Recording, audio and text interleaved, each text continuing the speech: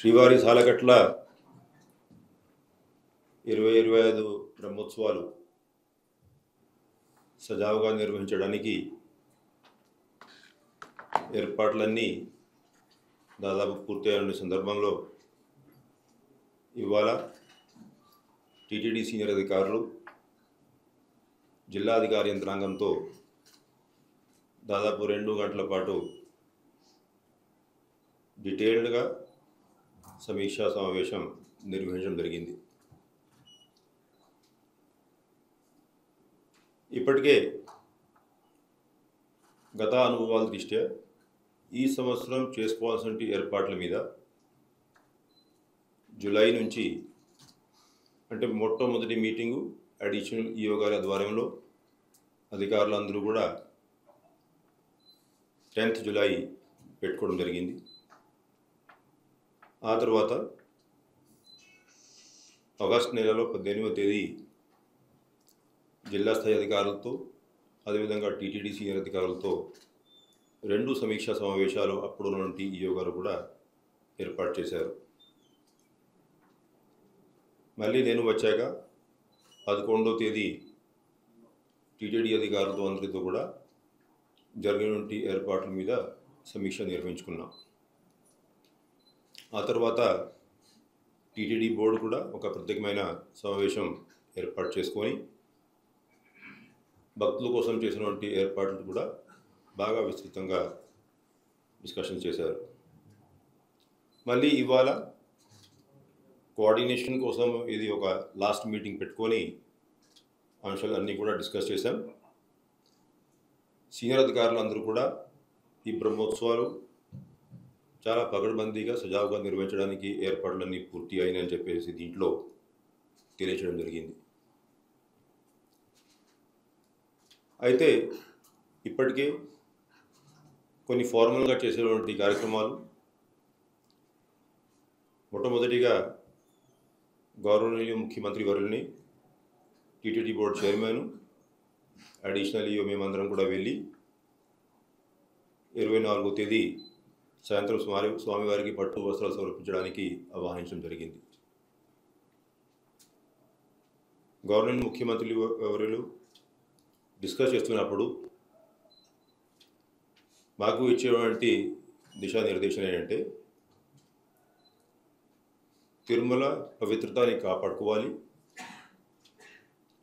సామాన్య భక్తులకి ఎటువంటి ఇబ్బంది లేకుండా సజావుగా ఈ బ్రహ్మోత్సవాలు నిర్వహించడానికి అన్ని ఏర్పాట్లు పకడ్బందీగా చేసుకోవాలని చెప్పేసి ఆదేశాలు జారీ చేయడం జరిగింది.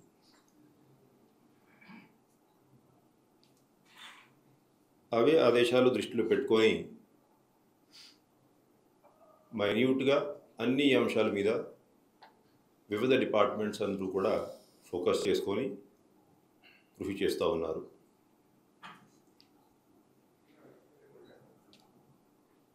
అయితే దేవాలయంలో కొన్ని చేసుకోవాల్సిన పనులు ఉదాహరణంగా కోయిలాల్వార్ తిరుమంజనంలో మనం దేవాలయం అంతా కూడా శుద్ధి చేసేటువంటి పవిత్రమైనటువంటి కార్యక్రమం ఆగమోక్తంగా నిర్వహించాం. అదేవిధంగా ఆభరణాలు జ్యువెలరీ అంతా కూడా క్లీనింగ్ చేసేటువంటి కార్యక్రమం నిన్న పూర్తి అయింది. స్వామివారి వాహన సేవ టైమింగ్స్ మీరందరికీ తెలిసిందే. సాయంత్రం 7 గంటల నుంచి 9 గంటల వరకు, ఉదయం 8 నుండి 10 గంటల వరకు ఎక్కువ వాహన సేవలు ఉంటాయి. గరుడ సేవ నాడు సాయంత్రం 6:30కి వాహన సేవ ప్రారంభిస్తాం. అదే మొట్టమొదటి రోజు 24వ తేదీ పెద్ద శేష వాహనం ఏదైతే ఉందో అది నైటు 9 నుంచి 11 గంటల వరకు ఉంటుంది. ఎందుకంటే అంతకుముందు గవర్నమెంట్ ముఖ్యమంత్రి వర్యులు స్వామివారికి పట్టు వస్త్రం సమర్పించేటువంటి కార్యక్రమం ఉంటుంది ధ్వజారోహణ కార్యక్రమం అయ్యాక. అయితే గత కొన్ని నెలల నుంచి దీనికి కావాల్సినటువంటి ఇంజనీరింగ్ పనులు అన్నీ కూడా శాంక్షన్ చేసుకోవడం, అంటే దాదాపు 9.5 కోట్ల రూపాయలతో సివిల్ వర్క్స్, 5.5 కోట్ల రూపాయలతో ఎలక్ట్రిఫికేషన్, ఈ విద్యుత్ దీపాలంకరణ ఇవన్నీ కూడా వర్క్స్ శాంక్షన్ చేయడం జరిగింది. అవన్నీ కూడా ఇప్పుడు దాదాపు పూర్తి అయినాయి. చిన్న చిన్న వర్క్స్ మిగిలి ఉన్నాయి, అవి ఎల్లుండి కల్లా పూర్తి అవుతాయని చెప్పేసి ఇంజనీరింగ్ అధికారులు తెలియజేశారు. అదేవిధంగా స్వామివారి దేవాలయంలో దాదాపు 60 మెట్రిక్ టన్నులు పుష్పాలు మనం ఈ 9 రోజుల పాటు ఉపయోగించుకొని అలంకరణలు ఇవన్నీ కూడా చేస్తాం. దాంట్లో దాదాపు 3.5 కోట్ల రూపాయలు ఖర్చు అయ్యేటువంటి పరిస్థితి. ఇవన్నీ కూడా డోనర్స్ ముందుకి వచ్చి కాంట్రిబ్యూట్ చేయడం జరిగింది. అయితే ఈ లక్షలాది మంది భక్తులు ఈ 9 రోజుల పాటు స్వామివారిని దర్శించుకోవడానికి అవకాశం ఉంటుంది. అదేవిధంగా వాహన సేవ తిలకించే అవకాశం ఉంటుంది. కాబట్టి చాలామంది భక్తులు ప్లాన్డ్గా తిరుమలకి రావడం జరుగుతుంది. అది ప్రతి సంవత్సరం జరిగేటువంటి ఆనవాయితీ. అయితే మెయిన్గా సామాన్య భక్తులకి ఏ విధంగా ప్రాధాన్యత ఇవ్వాలి, దాని మీద అంతకుముందు ఉన్నటువంటి ఎక్స్పీరియన్స్ కూడా టీటీడీకి ఉంది. అదేవిధంగా టీటీడీ బోర్డు కూడా డీటెయిల్గా సమీక్షించుకున్నారు. అంటే వస్తున్నటువంటి భక్తులకి అన్నప్రసాదాలు, వసతి, అదేవిధంగా తల్లనీళ్ళ సమర్పించేటువంటి ఫెసిలిటీస్ ఇవన్నీ కూడా సమీక్షించుకున్నాం. తిరుమల పైన రోజువారీగా మనకి దాదాపు 2320 మంది శానిటేషన్ వర్కర్స్ పనిచేస్తూ ఉంటే ఇప్పుడు అదనపుగా మనం 960 మందిని ఎంగేజ్ చేసుకున్నాం ఈ 9 రోజుల పాటు. టాయిలెట్స్, స్ట్రీట్స్ ఇవన్నీ కూడా ఎప్పటికెప్పుడు క్లీన్గా మెయింటైన్ చేసే విధంగా వాళ్ళందరూ కూడా కృషి చేస్తారు. అదేవిధంగా అకామిడేషన్ వచ్చేసరికి ఆన్లైన్లో అంతకుముందు ఏదైతే మనం రెగ్యులర్గా కోటా పెడతా ఉన్నామో దాన్ని కాస్త తగ్గించి ఎక్కువ కోటా ఇక్కడ చేరుకున్నటువంటి భక్తులకి అందుబాటులో తీసుకురావాలనే ఉద్దేశంతో ఆదేశాలు జారీ చేశాం. అదేవిధంగా సిఫారసుల లెటర్ మీద ఇస్తున్నటువంటి అకామిడేషన్స్ ఈ 9 రోజు ఇవ్వడము అని చెప్పేసి కూడా అందరికీ తెలియజేశాం. సో దాట్ ఎక్కువ అకామిడేషన్ సామాన్య భక్తులు అందుబాటులో ఉంటుందనే ఉద్దేశంతో ఈ నిర్ణయాలు కూడా టీటీడీ తీసుకోవడం జరిగింది. గత సంవత్సరం ఏదైతే మనం ఏర్పాట్లు చేసుకున్నాం, ఎంతమంది భక్తులు రోజువారీగా వచ్చారో ఈ 9 రోజుల పాటు, ఎన్ని టోకన్స్ ఇచ్చాము, ఎన్ని లడ్లు సేల్ అయినాయి, ఇవన్నీ కూడా సమీక్షించుకొని కొన్ని నిర్ణయాలు తీసుకున్నాం. ఉదాహరణంగా గత సంవత్సరం మన దాదాపు 1,00,000 టోకన్లు 300 రూపీ టోకన్స్ ఈ 9 రోజుల పాటు ఇవ్వడం జరిగింది. ఈ సంవత్సరం అవి 1,16,000 టోకన్లు జారీ చేసాం. అవన్నీ కూడా భక్తులు సద్వినియోగం చేసుకున్నారు. అదేవిధంగా ఎస్ఎస్డి టోకన్స్ యావరేజ్గా మనం చూసుకున్నట్లయితే లాస్ట్ ఇయర్ తిరుపతిలో 13,000 టోకన్స్ రోజువారీగా ఇచ్చేటువంటి పరిస్థితి ఉంటే ఈసారి గరుడ్ సేవ ఒక రోజు తప్ప మిగతా రోజు దాదాపు 25,000 యావరేజ్గా టోకన్ మనం ఎస్ఎస్డి టోకన్స్ జారీ చేస్తూ ఉన్నాం. లాస్ట్ ఇయర్ ఆ 9 రోజులు కలుపుకొని దాదాపు 6,65,000 మంది భక్తులు స్వామివారిని దర్శించుకున్నారు. ఆ డేటా అంతా అనలైజ్ చేసుకొని ఈ నిర్ణయాలు మనం తీసుకున్నాం. లడ్డూ సేల్ చూసుకున్నట్లయితే గత సంవత్సరం లాగా 8 లక్షల లడ్లు రోజువారీగా అందుబాటులో ఉండే విధంగా ఏర్పాట్లు చేసుకుంటా ఉన్నాం. అంటే లాస్ట్ ఇయర్ కూడా యావరేజ్గా ఈ 9 రోజుల మీద మనం చూసుకుంటే దాదాపు 4 లక్షల లడ్లు సేల్ అయి ఉన్నాయి. కాబట్టి సఫిషియంట్ లడ్లు ఇక్కడ కూడా ఇబ్బంది లేకుండా అందుబాటులో పెట్టుకోవడం జరుగుతుంది. తిరుమలలో ఈ వాహన సేవలు జరిగేటప్పుడు చాలామంది భక్తులు మాడా స్ట్రీట్స్లో ఉంటారు. ప్రత్యేకంగా గరుడ్ సేవ నాడు కొంతమంది భక్తులు బయట కూడా ఉండిపోతారు. కాబట్టి ఎక్కడికెక్కడ హెచ్డి డిస్ప్లే స్క్రీన్స్ కూడా పెడతా ఉన్నాం. గత సంవత్సరం 32 స్క్రీన్లు అయితే ఈసారి 4 లొకేషన్స్ పెంచుకొని 36 స్క్రీన్స్ మనం ఏర్పాటు చేసుకోవడం జరిగింది.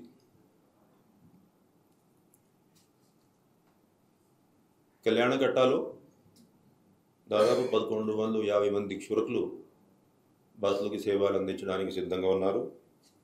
ఓవరాల్ లాస్ట్ ఇయర్ 2.86 lakh అంటే యావరేజ్గా 32,000 మంది రోజువారీగా తలనీలా సమర్పించారు. కాబట్టి 1150 మంది క్షురకులు ఈజీగా సరిపోతారు. ఎక్కడ కూడా భక్తులకి ఇబ్బంది ఉండదని చెప్పేసి మేము భావిస్తూ ఉన్నాం.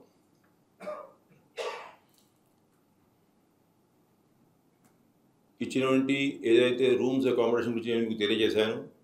మామూలుగా మనం 3,500 రూమ్స్ ఆన్లైన్లో ఉంటే ఇప్పుడు ఈ 9 రోజులు 2,500 మాత్రం ఆన్లైన్లో పెట్టేసి మిగతా అన్నీ కూడా ఇక్కడ అందుబాటులో ఉండే విధంగా ఏర్పాటు చేస్తున్నాం. విఐపి ఏరియాస్లో కూడా 1,700 రూమ్స్ అందుబాటులో ఉంటాయి. అది కాకుండా ఇప్పుడు PAC 5 మనం కొత్తగా ఏదైతే కంప్లీట్ చేశాం, గవర్నర్ ముఖ్యమంత్రి గారిని రిక్వెస్ట్ చేశాం. 24th ఈ పట్టు వస్త్రం సమర్పించే కార్యక్రమం అయ్యాక 25 మార్నింగ్ దీన్ని ఇనాగరేట్ చేసుకోవాల్సిందిగా రిక్వెస్ట్ చేయడం జరిగింది. దీంతో మనకి ఇంకా చాలామందికి అక్కడ వసతి అవకాశాలు లభించేటువంటి అవకాశం ఉంది. దానికి కావాల్సినటువంటి స్టాఫ్ డిప్లాయ్మెంట్ ఇవంతా కూడా అడిషనల్ యోగా ద్వారంలో ప్లాన్ చేసుకున్నాం. ఇమ్మీడియట్గా దీన్ని మనం ఆపరేషన్ చేసేటువంటి అవకాశం మనకి లభిస్తుంది. వస్తున్నటువంటి భక్తులు చాలామంది తమిళనాడు, కర్ణాటక ఇవన్నీ నుంచి వస్తారు. కాబట్టి మనం చేసేటువంటి ఏర్పాటు చేసేటువంటి హెల్ప్ డెస్క్లు దాదాపు 20 హెల్ప్ డెస్క్ తిరుమలలో ఉంటాయి. అదేవిధంగా బ్రాడ్కాస్టింగ్ మెసేజ్ ఏదైతే చేస్తామో దాన్ని మనం తమిళ్, కన్నడ, అదేవిధంగా ఇంగ్లీషు, హిందీ, తెలుగు ఇలాగే చేస్తాం. ఈ 5 భాషల్లో కూడా అనౌన్స్మెంట్ ఇస్తూ ఎప్పటికప్పుడు భక్తులు అందరికీ కూడా ఉన్నటువంటి ఏర్పాట్ల మీద, తీసుకోవాల్సినటువంటి చర్యల మీద అవగాహన కల్పించేటువంటి కార్యక్రమం చేసుకోవడం జరుగుతుంది. మరీ ముఖ్యంగా అన్నప్రసాదాలు. గరుడ సేవ నాటైతే ఎలాగాని మనం దాదాపు 2 లక్షల మంది ఎవరైతే మాడా వీధుల్లో ఉదయం నుంచి కూర్చుని ఉంటారో వాళ్ళ కోసం మైక్రో ప్లానింగ్ చేసుకోవడం జరిగింది. ఉదయం నుండి సాయంత్రం వరకు ఏ టైము ఏది సప్లై చేయాలి పకడ్బందీగా ప్లాన్ తయారు చేసుకొని దానికి కావాల్సినటువంటి స్టాఫ్ డిప్లాయ్మెంటు, సెక్టర్ వారీగా మొత్తం మాడా స్ట్రీట్స్ని విభజించి సీనియర్ ఆఫీసర్స్ డిప్లాయ్మెంటు, శ్రీవారి సేవకు డిప్లాయ్మెంటు, సెక్యూరిటీ, విజిలెన్స్ అందరూ కలిసి టీమ్స్ ఏర్పాటు. ఎక్కడ కూడా ఉదయం నుండి సాయంత్రం వరకు ఇబ్బంది లేకుండా ఈ ఐటమ్స్ అన్నీ కూడా సప్లై చేయడానికి ఏర్పాటు చేసుకున్నాం. దీనికి మైక్రో డీటెయిల్స్ అంటే 4 లక్షలు బిస్కెట్ ప్యాకెట్స్, 4 లక్షలు water bottles, ½ litre water bottles, ఇవన్నీ కూడా మనం ఎలా గరుడ సేవ అరేంజ్మెంట్స్ కోసం ప్రత్యేకంగా కాన్ఫరెన్స్ పెట్టేటప్పుడు డీటెయిల్స్ ఇస్తాం. బట్ ఓవరాల్ అన్ని ఏర్పాట్లు కూడా ప్లాన్ చేయడం జరిగింది. ఐటమ్స్ అన్నీ కూడా స్టాక్స్ ఇవన్నీ కూడా తీసుకోవడం జరిగింది. రోజువారీగా కూడా ఈ 9 రోజుల పాటు మనం మాతృశ్రీ తారీకొండ వెంగమాంబ అన్నప్రసాద భవనంలో ఉదయం 8 నుంచి రాత్రి 11 గంటల వరకు నిరంతరాయంగా అన్నప్రసాదాలు ఇవ్వడానికి కూడా ఏర్పాటు చేసుకున్నాం. అంటే రొటీన్గా అయితే కొన్ని మధ్యలో ఇంటర్వల్స్లో గ్యాప్ ఉంటుంది. అటువంటిది గ్యాప్ లేకుండా ఈ 9 రోజుల పాటు ఏర్పాటు మనం చేసుకుంటా ఉన్నాం. అదేవిధంగా ఇంతమంది భక్తులు ఉన్నప్పుడు వైద్య సేవలు, మనకి ఉన్నటువంటి మెడికల్ ఫెసిలిటీస్ అయితే ఉన్నాయో అవి కాకుండా మనం ఉన్నటువంటి కింద తిరుపతిలో ఉన్నటువంటి హాస్పిటల్స్, స్విమ్స్, రూయా ఇవన్నీ నుంచి దాదాపు 50 మంది వైద్యులు, 60 మంది పారామెడికల్ సిబ్బందిని కూడా మనం డెప్యుటేషన్ మీద తీసుకుంటా ఉన్నాం. ఒక 10-12 బెడ్లు ఎమర్జెన్సీ, అంటే ఎక్కడైనా ఏమైనా ఇన్సిడెంట్ జరిగితే ఇమీడియట్గా రిలీఫ్ కోసము సౌత్ మాడా స్ట్రీట్లో కూడా మనం కొంత కెపాసిటీ క్రియేట్ చేసుకున్నాం. అక్కడ నుంచి మళ్ళీ అంబులెన్స్లో కూడా షిఫ్ట్ చేసేటువంటి ఫెసిలిటీ ఏర్పాటు చేస్తున్నాం. ఒకవేళ ఏమైనా అర్జెన్సీ వస్తే, కొంతమందికి ఏమైనా ఇమీడియట్గా ట్రీట్మెంట్ ఇవ్వాల్సి వస్తే అటువంటి అరేంజ్మెంట్ ఈసారి మనం చేసుకుంటా ఉన్నాం. మామూలుగా మనకి దాదాపు 12 అంబులెన్స్లు అన్నీ కూడా అందుబాటులో ఉంటాయి. 4 మాడా స్ట్రీట్స్లో 4 కార్నర్స్ కూడా అంబులెన్స్లు అందుబాటులో ఉంటాయి. ఎక్కడ కూడా వస్తున్నటువంటి భక్తులకి ఆరోగ్యపరమైనటువంటి ఇబ్బంది లేకుండా కావాల్సినటువంటి మెడిసిన్ స్టాక్స్ కూడా అరేంజ్ చేసుకొని పెట్టుకోవడం జరిగింది. ఇవన్నింటికి దాదాపు 3,500 మంది శ్రీవారి సేవకులు భక్తులందరికీ సేవలు అందించడానికి సిద్ధంగా ఉన్నారు. వాళ్ళందరూ కూడా 1-2 రోజులు రాబోతున్నారు. వచ్చాక వాళ్ళకి సరైన డ్యూటీస్ కేటాయించి ట్రైనింగ్ ఇవన్నీ ఇచ్చి డ్యూటీస్లో వాళ్ళని డిప్లాయ్ చేసుకోవడం జరుగుతుంది. అయితే మామూలుగా ఏదైతే ఘాట్ రోడ్లో మనకి ఏర్పాట్లు ఉంటాయో అది కాకుండా వస్తున్నటువంటి వెహికల్స్ కోసం దాదాపు 7 auto clinics up road, 7 auto clinics down రోడ్లో ఏర్పాటు చేసుకున్నాం. ఒకవేళ ఏమైనా వెహికల్లో ఇబ్బంది వచ్చినా ఇమీడియట్గా మిగతా ట్రాఫిక్ మూవ్మెంట్కి ఇబ్బంది లేకుండా ఆ ఏర్పాట్లు గత ఎక్స్పీరియన్స్ మీద మనం డీటెయిల్గా చేసుకున్నాం. మరి ముఖ్యంగా ట్రాన్స్పోర్టేషన్ కోసము మీరందరికీ తెలిసిన విషయమే, అంటే తిరుమలలో ఉన్నటువంటి పార్కింగ్ దాదాపు 4,000 వెహికల్స్కి సరిపోతూ ఉంది. కాబట్టి తిరుపతిలో మనం అదనపు పార్కింగ్ ప్లేసెస్ ఏర్పాటు ప్రతి సంవత్సరం చేసుకుంటాం. గత ఎక్స్పీరియన్స్ దృష్ట్యా ఈసారి కూడా డీటెయిల్డ్గా ఆ పార్కింగ్ ప్లేసెస్ ఈ సీనియర్ అధికారులు అందరూ కూడా గుర్తించారు. ఆ పార్కింగ్ ప్లేసెస్లో కూడా టాయిలెట్స్, డ్రింకింగ్ వాటర్, లైటింగ్ ఇవన్నీ కూడా అరేంజ్మెంట్స్ చేసుకున్నాం. ప్రత్యేకంగా గరుడ సేవ నాడు పైన ఉన్నటువంటి పార్కింగ్ ప్లేసెస్ కెపాసిటీ చూసుకొని ఎప్పుడైతే ఇక్కడ పార్కింగ్ ప్లేసెస్ కెపాసిటీని బట్టి నిండిపోతూ ఉంటాయో అప్పుడు మనం తిరుపతిలోనే ఆ పార్కింగ్ ప్లేసెస్కి వెహికల్ మూవ్మెంట్ అంతా కూడా డైవర్ట్ చేసుకొని ప్రతి ఒక్క పార్కింగ్ స్పాట్ దగ్గర 2 ఏపీఎస్ఆర్టీసీ బస్సులు అందుబాటులో పెట్టుకొని అక్కడ పార్క్ చేసినటువంటి వెహికల్స్లో ఉన్నటువంటి పిలిగ్రిమ్స్ అందరూ కూడా ఈ బస్సుల్లో అలిపిరి బస్ స్టాండ్కి కానీ తిరుమలకి కానీ వచ్చే అవకాశం కల్పిస్తూ ఉన్నాం. డీటెయిల్డ్గా అడిషనల్ ఈఓ గారు, ఎస్పీ గారు, సివిఎస్ వీళ్ళందరూ కూడా ఆర్ఎంఏపీఎస్ఆర్టీసీతో మీటింగ్ పెట్టుకొని వెహికల్ మూవ్మెంట్ అంతా కూడా ప్లాన్ చేసుకున్నారు. దాదాపు 1900 ట్రిప్స్ రోజువారీగా, 3,100 ట్రిప్స్ గరుడ సేవ నాడు చేయడానికి ఏపీఎస్ఆర్టీసీ కూడా డీటెయిల్డ్గా ప్లాన్ తయారు చేసుకున్నారు. పర్టికులర్లీ ఆ రోజు వాళ్ళు ఉపయోగిస్తున్నటువంటి బస్సులు అన్నీ కూడా వీటికి ఫిట్నెస్ కండిషన్స్ చూసుకొని, అదేవిధంగా ఆ డ్రైవర్స్ కండిషన్స్ చూసుకొని సరి అయినటువంటి స్టాఫ్ డిప్లాయ్మెంట్ చేసుకోవాల్సిందిగా వాళ్ళని రిక్వెస్ట్ చేయడం జరిగింది. ఆ వెహికల్ మూవ్మెంట్ చేస్తున్నప్పుడు పైన తిరుమలలో కూడా ఎక్కడెక్కడ అయితే లైటింగ్ పాయింట్స్ ఉంటాయో అక్కడ నుంచి మళ్ళీ ఫ్రీ బస్ సర్వీస్లో వస్తున్నటువంటి పిల్గ్రిమ్స్ని ఎక్కడికి డైవర్ట్ చేసుకోవాలా, ఎంట్రీ పాయింట్స్ దగ్గరికి ఏ విధంగా తీసుకురావాలి, మైక్రో ప్లానింగ్ చేసుకొని కావాల్సినటువంటి సీనియర్ స్టాఫ్ని ఎస్పీ గారు డిప్లాయ్ చేసుకోవడం జరిగింది. ఎక్కడా కూడా భక్తులకి ఇబ్బంది లేకుండా ఈ ట్రాన్స్పోర్టేషన్ ఫెసిలిటీస్ ప్రొవైడ్ చేస్తాం. ట్రాన్స్పోర్టేషన్తో పాటు వాళ్ళకి ఈ లగేజ్ హ్యాండ్లింగ్ కూడా అంత ఇంపార్టెంట్. మీరందరికీ తెలిసిన విషయమే.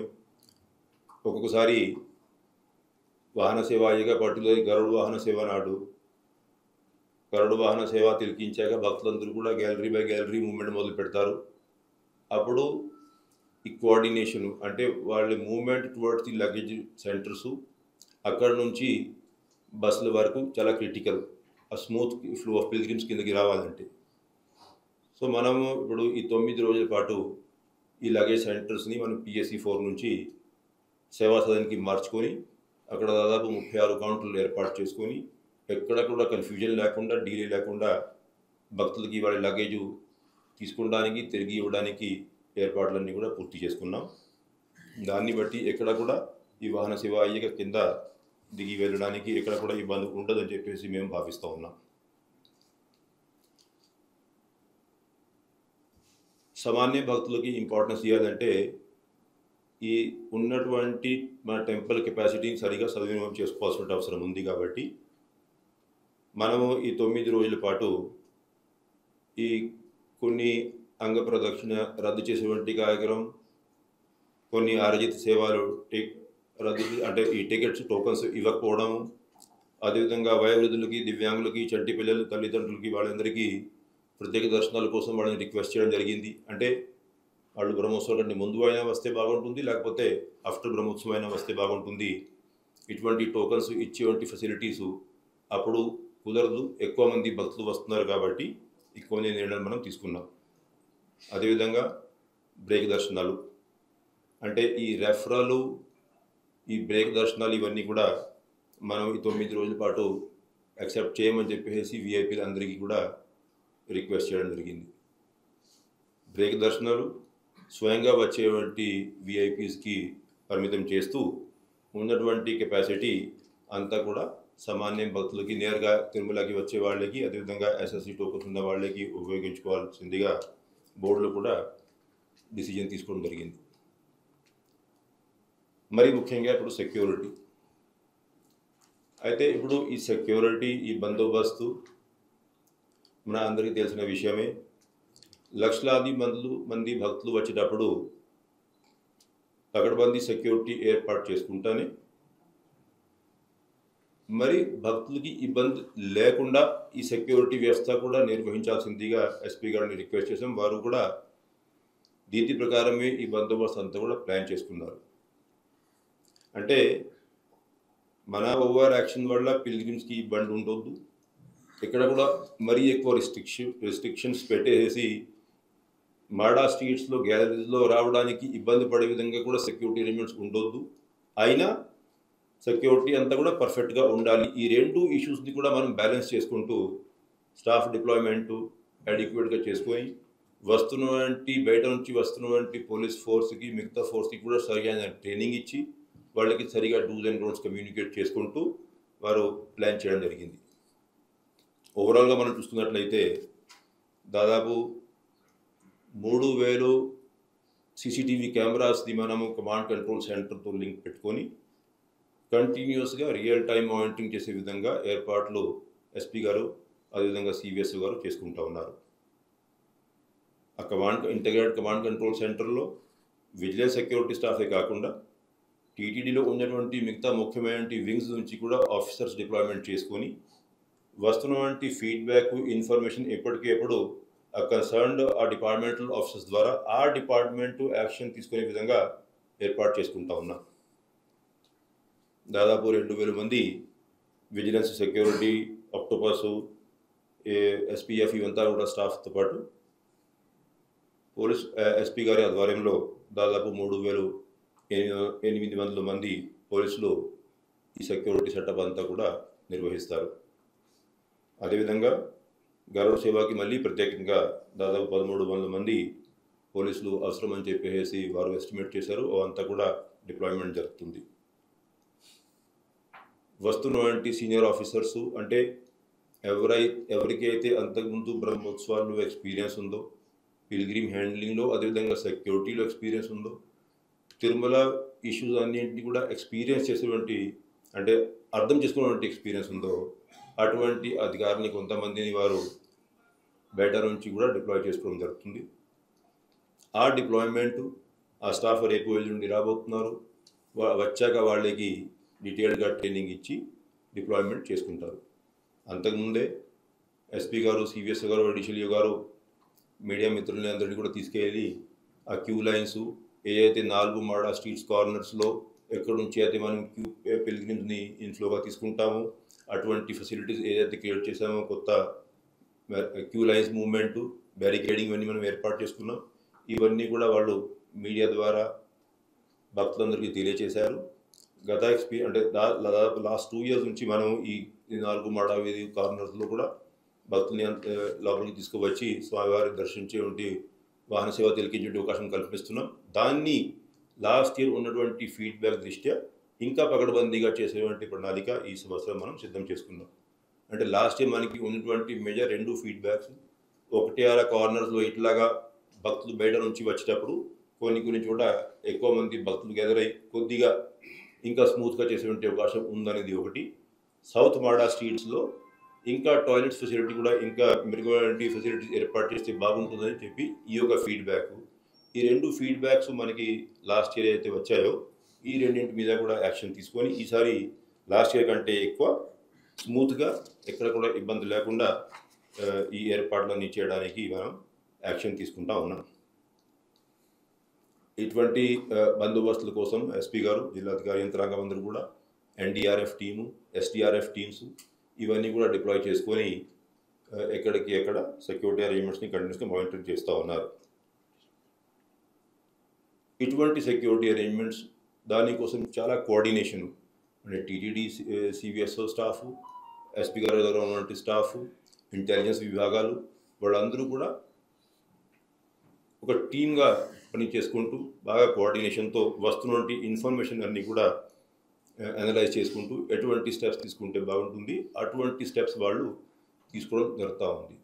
అంటే ఏదైతే ఇప్పుడు నేను మీకు ఇంటగ్రేటెడ్ కమాండ్ కంట్రోల్ సెంటర్ గురించి తెలియజేశాను, అటువంటి రిక్వైర్మెంట్ అంటే మామూలుగా కమాండ్ కంట్రోల్ సెంటర్లో ఉన్నటువంటి లైవ్ ఫీడ్బ్యాక్ కాకుండా డేటా అనలిటిక్స్ ఉపయోగించుకొని క్రౌడ్ మేనేజ్మెంట్ కోసము ఎక్కడైనా పిల్గ్రిమ్స్ ఎక్కువ మంది గ్యాదర్ అయ్యి అంటే రష్ని మనం కంట్రోల్ చేసుకోవాల్సిన అవసరం ఉన్నా, పిల్గ్రిమ్స్ని డైవర్ట్ చేసుకోవాల్సిన అవసరం ఉన్నా, స్టాఫ్ డిప్లాయ్మెంట్ ఏమైనా చేసుకోవాల్సిన అవసరం ఉన్నా అటువంటి అంతా కూడా డేటా అనలిటిక్స్ ఇవన్నీ కూడా ఈసారి సిద్ధం చేసుకుంటా ఉన్నారు. అవి చాలా ఉపయోగపడుతుందని నేను భావిస్తూ ఉన్నాను. అదేవిధంగా అంటే టీటీడీ స్టాఫ్ ఏదైతే ఇప్పటికే డీటెయిల్డ్ ప్లానింగ్ తిరుమలలో చేస్తున్నారు దానికోసం పర్టికులర్లీ గరుడ్ సేవ నాడు చాలామంది స్టాఫ్ని మనం తిరుపతి నుంచి కూడా వివిధ డిపార్ట్మెంట్స్లో పనిచేస్తున్నటువంటి సీనియర్ అధికారులు కూడా మనం డెప్యూట్ చేసుకోవాల్సిన అవసరం ఉంది. ఇటువంటి డెప్యూటేషన్ కూడా దాదాపు 450 మందిని మనం డ్యూటీస్ మీద ఆ రోజుకి డిప్లాయ్ చేసుకోవడం జరుగుతుంది.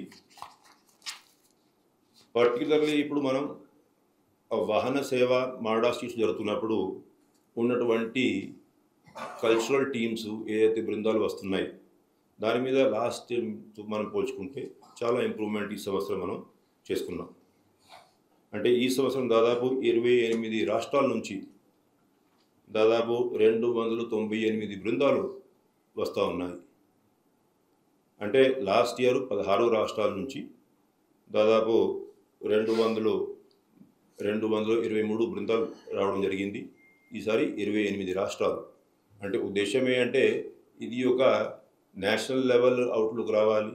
భారతదేశంలో ఉన్నటువంటి అన్ని రాష్ట్రాల నుంచి ఇక్కడ బృందాలు వచ్చేసి ఇక్కడ ప్రజెంటేషన్ ఇచ్చినట్లయితే, ఎందుకంటే ఇప్పుడు మాడా స్ట్రీట్స్లో కూర్చున్నటువంటి దాదాపు ఒక 2 లక్షల పైన ఉన్నటువంటి భక్తులు కాకుండా దాదాపు 2-3 కోట్ల మంది భారతీయులు స్వామివారి భక్తులు అందరూ కూడా ఆన్లైన్లో ఇవన్నీ కూడా సేవలు తిలకించే అవకాశం ఉంది. కాబట్టి ఇటువంటి ప్రజెంటేషన్స్ ఉంటే కూడా ఆ ఫెస్టివ్ లుక్ ఇంకా ఇంప్రూవ్ అవుతుందనే ఉద్దేశంతో పని చేసుకుంటూ ఉన్నారు.